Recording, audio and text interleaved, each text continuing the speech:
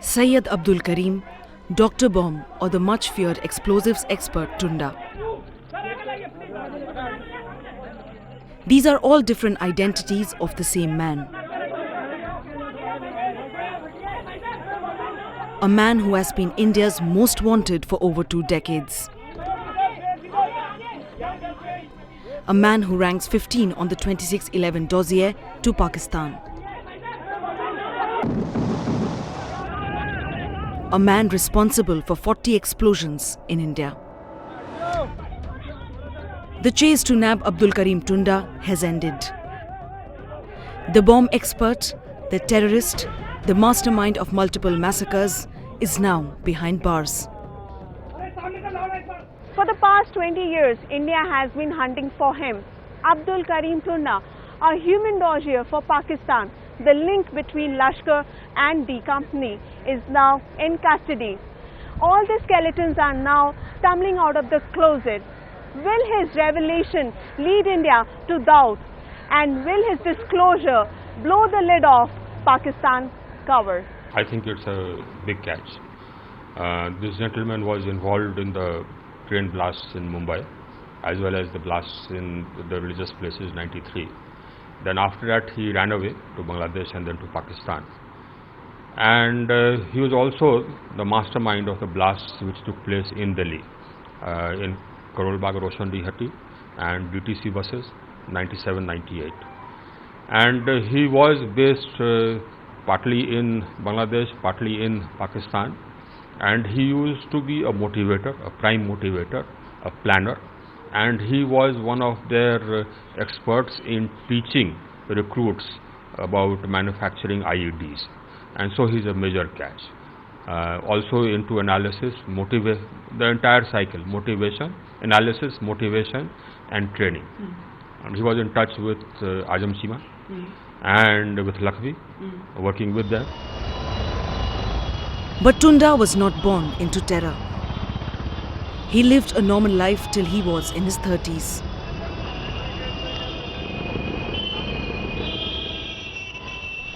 Born in a nondescript house behind Daryaganj's Delight Cinema.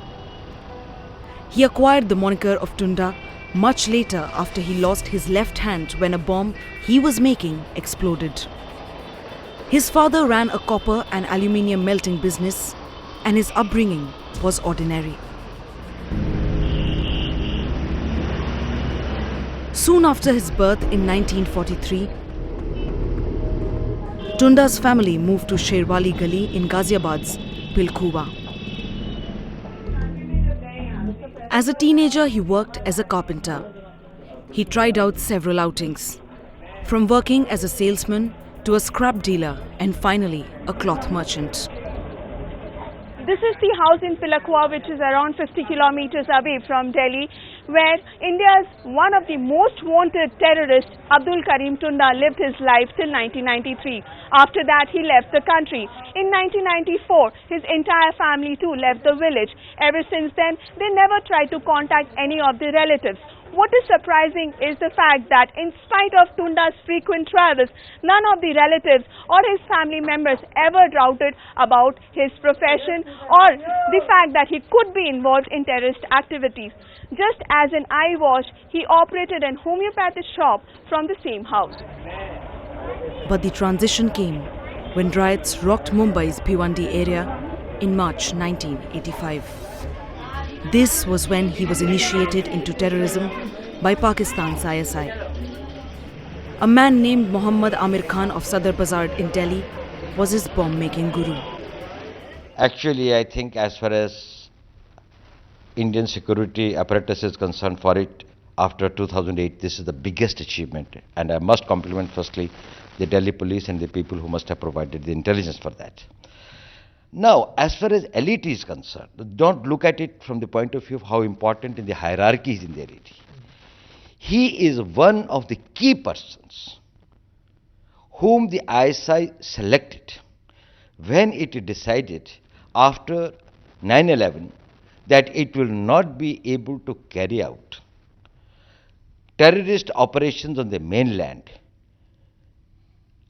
through its own people. in India because there was a lot of international pressure, and therefore an indigenous element has got to be created, or some youth have to be subverted for bleeding India. And Tunda was one of the most important operator in that chain. So after that he was connected with the LET, he was connected more importantly with the IM. The LET's operation of collaborating with the IM, he is one of the major architects of that. The scene now firmly shifted to Mumbai, where he befriended one Dr. Jalis Ansari. With him, Tunda started the Tanzim Islah-ul-Muslimin.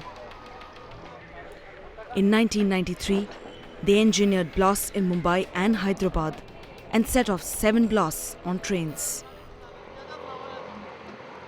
Tunda fled to Dhaka in 1994 and crossed over to Pakistan, where he trained Indian jihadis in IED making. He returned to mastermind the 1996-98 blasts and fled to Pakistan again. The Tunda trail went cold in 2000 when sketchy reports of his death in a Bangladesh blast emerged. But the August 2005 arrest of Abdul Razak Masood, a Lashkar link man from Dubai, showed Tunda was in Lahore. नहीं, यहाँ कभी मुलाकात नहीं हुई हमारे मौसा से, कभी कोई मुलाकात नहीं हुई, नहीं कभी उनको सिर्फ देखा हमने, कभी मुलाकात नहीं हुई। हम क्यों मिलेंगे? हमारे बाप ने 6 साल की सजा काट के आए हैं। फिर सिर्फ रिश्तेदार होना कोई जुर्म है कोई इस हिंदुस्तान के अंदर, जो हमारे पापा ने सजा काट के आए 6 साल की। आप उनकी साली हैं, तो 1993 जब वो इंडिया छोड़ के चले गए अपने परिवार के साथ, उसके पहले उनसे किस तरह की बातचीत, उनका रवैया कैसा रहता था परिवार की तरफ? परिवार की तरफ ऐसा रहता था, खर्चा ही नहीं देते थे, उनको परेशानी रखते थे, बाहर जाते रहते थे, कभी आ गए 2 साल में 1 साल में बाहर ही जाते रहते थे। तो वो क्या परिवार को समय नहीं देते थे? आप लोग कभी पूछते थे कि वो बाहर कहाँ जाते हैं, क्या काम करते हैं? तो ये काम करने के लिए चले जाते थे, लेकिन आते काहे जाके आते नहीं थे, कितने दिन, कई साल नहीं आते थे, कभी कई 5-5 साल नहीं आते थे। वो मजदूरी, बच्चे छोटे छोटे उनके, उन्होंने काम पे लगा दिए, नहीं लिखाई पढ़ाई कुछ नहीं, ऐसे खा ले। Even after he fled, Tunda's operatives were spread all across India. Abdul Karim Tunda was absconding for a very long time, and his name also figures in the list of 20 most wanted people which was given to Pakistan for extradition. So in that context, he is a very significant catch. He has been missing for a long time, and it's an important catch for Delhi police. We have certain intelligence inputs, we have certain information, we also have questioned him on these issues, and the interrogation is in process.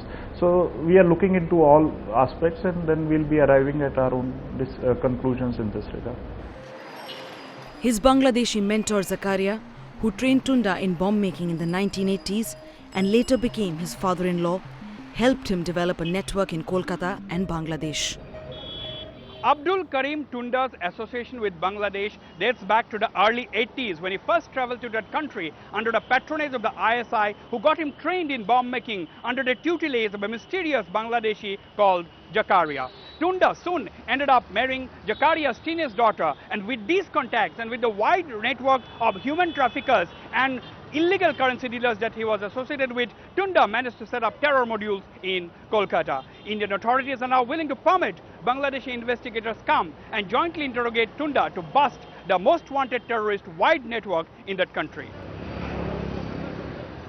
In 2009, the Calcutta police arrested 2 of his henchmen, who are said to have confessed their links with the 70-year-old master bomb maker.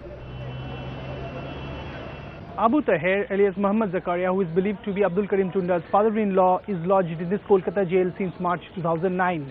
Taher, along with other associates who were recruited by Tunda under the banner of Tanjini Muhammadi, a elite outfit in North Bengal, used to supply explosives, used to help the elite operatives and Tunda have safe passage from Bangladesh to India and run Tunda's FICN network. The Bengal police is now trying to find out more such missing links after Abdul Karim Tunda's arrest. Then all the way in Kashmir, his son Abdul Waris, in his late 30s, was arrested in the year 2000 and was in jail for the next 8 years. Even he is said to have fled to Pakistan after his release. Abdul Karim Tunda has a Kashmir connection as well.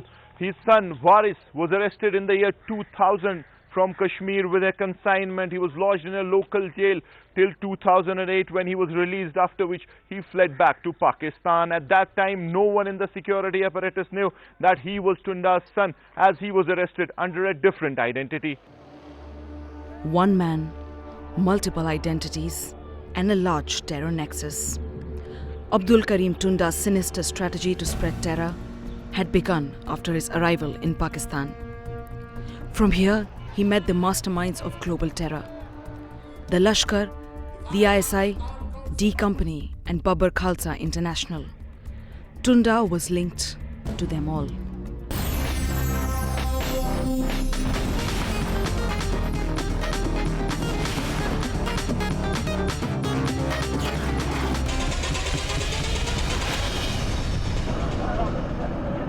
The special cell of the Delhi police knew he was a prized catch.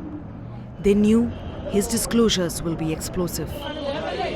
But even they were not prepared for the secrets that Tunda had guarded for years. For over 16 years, Indian intelligence agencies were trying to hunt down India's most wanted fugitive, Abdul Karim Tunda. And when he was finally nabbed, he revealed how Pakistan's ISI was trying to carry out terror operations in the country with help of militant outfits like Lashkar-e-Toiba and Jaish-e-Mohammed. In fact, Tunda shared close relations not only with Hafiz Saeed, but also with Jaish-e-Mohammed founder, Maulana Masood Azhar. What I would want, what we would want is not for him only to be more isolated, but for him to be arrested and deported to India to stand trial here. That's wishful thinking. That's really wishful thinking.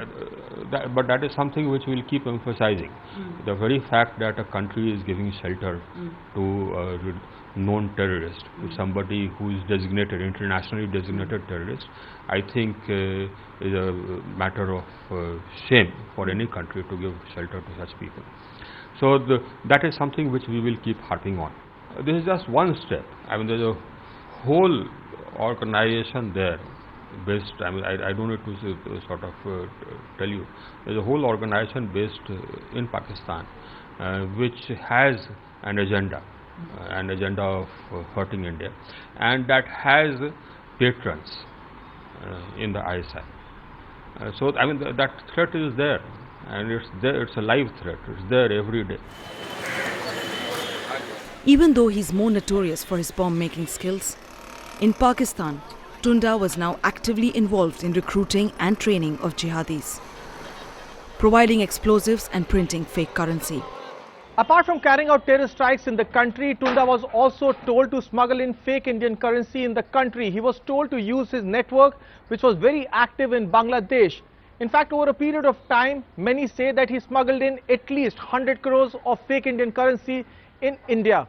Basically what Tunda is telling us, he's telling us about what happened in 96 and 98 where large explosions took place in this country and how the Lashkar and he were involved in it.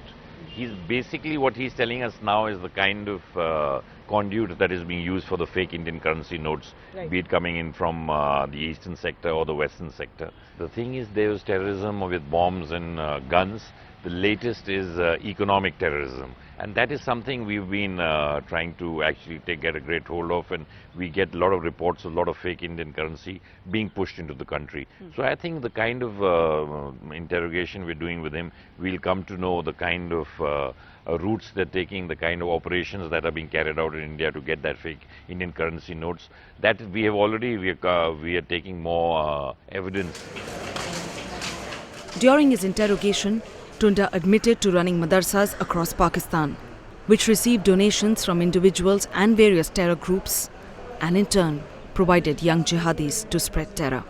He is also understood to be a motivational speaker for terrorists, and through his excellent network of operatives in Bangladesh, was pushing material and men into India. Tunda's arrest may be a big news in India, but in Pakistan, agencies refuse to talk about it. Their version Indian citizen has been arrested along the India-Bangladesh border. What can Pakistan say anything about it? The other claim that former ISI chief was his main handler has been stoutly denied by General Hamid Gul. But the most chilling disclosure was yet to come. During his interrogation, Tunda admitted that underworld don Dawood Ibrahim, whom he met in Karachi several times, stays in a safe house in Pakistan's port city and is guarded by Pakistan's rogue spy agency, the ISI. Tunda's proximity to India's most wanted and specially designated global terrorist Dawood Ibrahim can be gauged from the fact that on multiple occasions, Dawood Ibrahim personally offered Abdul Karim Tunda financial aid. From the law enforcement point of view though, the real challenge is how to use Tunda's deep peep into D Company's terror network to become a bridge to India's most wanted. Tunda first met Dawood in 2010 and from here on was an active part of most of his terror operations. These revelations finally giving some hope to Indian investigators, a possible headway in their hunt for Dawood. Well, by catching Tunda, it's definitely he's in the top 20, top 20 terrorists of India, and it's been a big catch for the Delhi police as well as the intelligence agencies. He's under interrogation and he is telling us a lot of things about the operations that take place in India from across the border, how he was handled by the Lashkar as well as the ISI. He met a lot of people who are the enemies of the state in Pakistan. Then there was the other terror boss, Hafiz Saeed, the man responsible for the 26/11 carnage. Not only did Tunda know him, but also carried out several operations for the dreaded terrorist, which included a failed blast plan ahead of the Commonwealth Games in India. If what Abdul Karim Tunda says is correct, then Indian intelligence agencies will have to revisit several assumptions about Pakistan and the ISI because the ground reality is very different. A civilian government might be in place in Pakistan, but it's still the army and the ISI which calls the shots where terror operatives in that country are concerned. It all depends how well they are going to make use of this great opportunity that they have got. It has got a lot of investigational value because he's involved in many cases. And obviously the police will have that anxiety to find out from him some more facts which are in the court or which are under investigation or which have gone as undetected. But more important that is that he has to be interrogated to find out what are the ISI-sponsored terrorist operations in the pipeline. His coming to India at this point is extremely significant. He hasn't come just for this. He knows that he's wanted. He knows that there will be a lot of agencies who will be trying to track him down and things like that. His coming and then coming to Delhi is extremely important. He is the man who had the linkages in Bangladesh. He was in Bangladesh. He was kept in Bangladesh for quite some time. Now, if they would like to know what are the future plans, what are the areas on which they are trying to collect intelligence and collect information and they are planning operations. One man, several identities, 20 addresses, a string of fake passports, and a large terror network. Abdul Karim Tunda is a minefield of information. Information that could decode terror strategies of the last 2 decades. He's the common link to 4 terror organizations. He's already squealing in custody, and as he reveals more days, dates, and dreaded operations from his diaries, the plot from here on is only going to get thicker.